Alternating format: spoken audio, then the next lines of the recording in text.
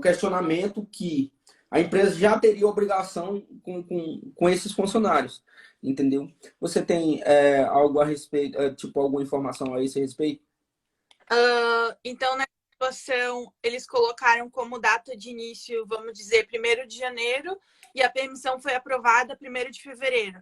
Aí a Isso, sua dúvida seria se a empresa teria essa obrigação retroativa, né? isso. Então, não. O departamento, ele aconselha, ele indica que você coloque uma data de começo numa janela de 12 semanas, desde que submete a aplicação até que a aplicação seja definitivamente aprovada, né? Justamente porque eles preveem esse tempo entre você submeter a aplicação ser aprovada. E a sua permissão, então, o seu contrato de trabalho, ele só vai ser efetivo a partir do momento que a aplicação é aprovada, a partir do momento que o Work Permit ele é emitido, né? Então, a empresa não tem obrigação anterior a isso, até porque você só vai ter permissão a partir do momento que o Work Permit for aprovado, né? O que acontece? São duas situações normalmente. Situação 1, a pessoa está com permissão de estudante, já está trabalhando na empresa, vai aplicar para o Work Permit para trabalhar full time. Essa é a situação 1. Então, a empresa já está tendo ali algum tipo de obrigação com aquele empregado, só que normalmente part-time, porque a pessoa está ali como estudante, né? Essa é a situação 1. Só que aí a empresa só vai ter obrigações de um contrato full time a partir do momento que a aplicação for aprovada. A situação 2 seriam as pessoas que ainda estão no Brasil ou não têm nenhum tipo de permissão. Então, o contrato é único, é aquele que vai valer a partir do momento que a aplicação for aprovada.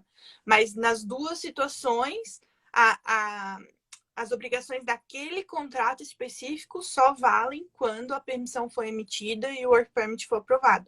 Mas a sacada inteligente ali seria empurrar um pouco a data de início do contrato para não ter essa diferença, né? Às vezes, se o Work Permit atrasar, não ter essa diferença de começou o contrato um mês antes e o Work Permit só foi aprovado um mês. Uhum. O que acontece nessa situação? Bom, nas empresas, por exemplo, hoje em dia, a gente aqui na Irlanda passa por uma crise imobiliária.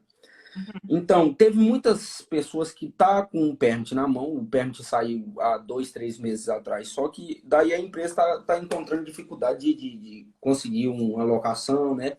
Um local para que traga esses funcionários, entendeu? Porque geralmente as grandes empresas, algumas, não todas, elas faz a aplicação do permit, faz todo o pagamento do permit, o primeiro green card, geralmente, algumas empresas pagam para o funcionário, e deixa ali traz você para uma espécie de república, um local onde vai ficar o grupo, né?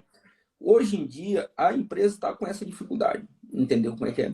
Tem muitas questões, muitas pessoas que me mandam a seguinte pergunta. Com o permit work, com o work permit na mão, essas pessoas podem estar vindo sem autorização da empresa? Não entendi. Não tem a permissão e vem sem a permissão. Não, ela está com a permissão de trabalho, só que não tem a permissão da empresa para estar vindo para começar a trabalhar, entendeu? No caso, ela está com a permissão de trabalho que possibilita elas passar na imigração, entendeu? E daí elas querem vir por conta própria, não quer esperar a marcação da passagem, todo o processo que a empresa vai fazer com o grupo que ela selecionou.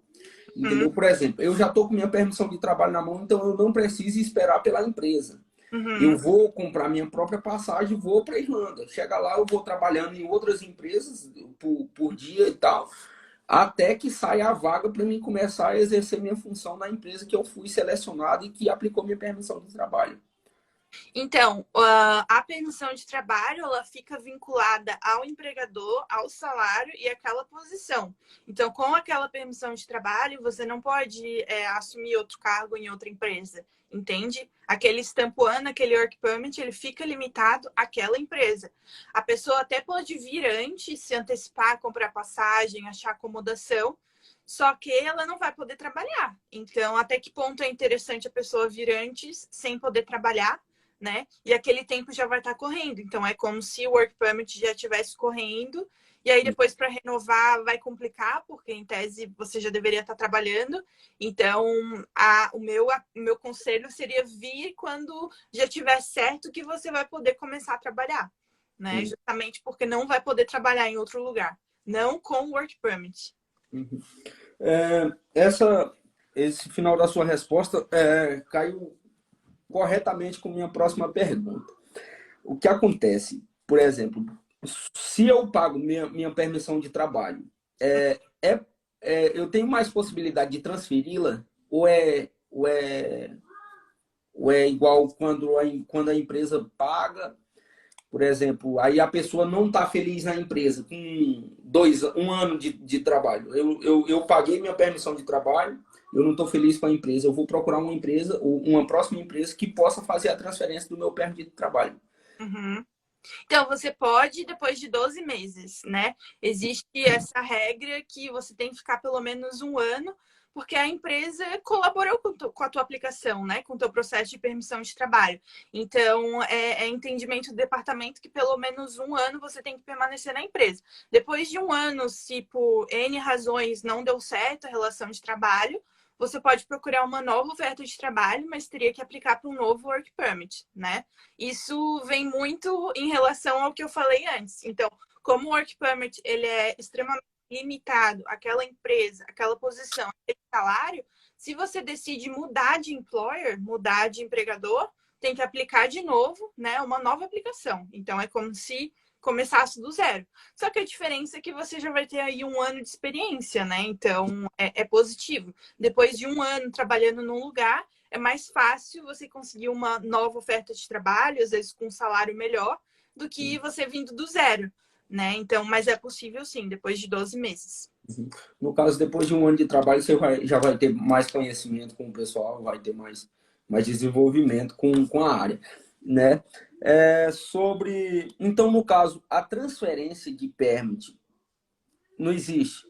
No Não. caso, a transferência de um permit, eu vou trabalhar um ano na empresa e vou transferir o restante do permit para outra empresa. Isso não existe. No caso, a pessoa teria que fazer uma nova aplicação. Teria que fazer uma nova aplicação. Tem uma exceção aí, que é o caso de reativação de Employment Permit, que chama. No caso de você ser explorado ou acontecer uma situação de que eles não estão respeitando os teus direitos trabalhistas. Então, numa situação excepcional que você é maltratado, você sofre algum tipo de assédio no trabalho, nessa situação você pode pedir uma reativação, que aí como é que funciona, né? Você pede para o Departamento de Justiça um período para você procurar uma nova oferta de trabalho. Então, nessa situação excepcional, que inclusive você tem que provar que essas coisas estão acontecendo, né? Que houve o breach of contract, que fala que houve quebra dos teus direitos trabalhistas, e aí eles te dão um tempo para te poder procurar. Que é diferente da primeira situação, que já tem que ter uma job offer, já tem que ter uma oferta de trabalho na manga ali, para poder fazer uma aplicação nova.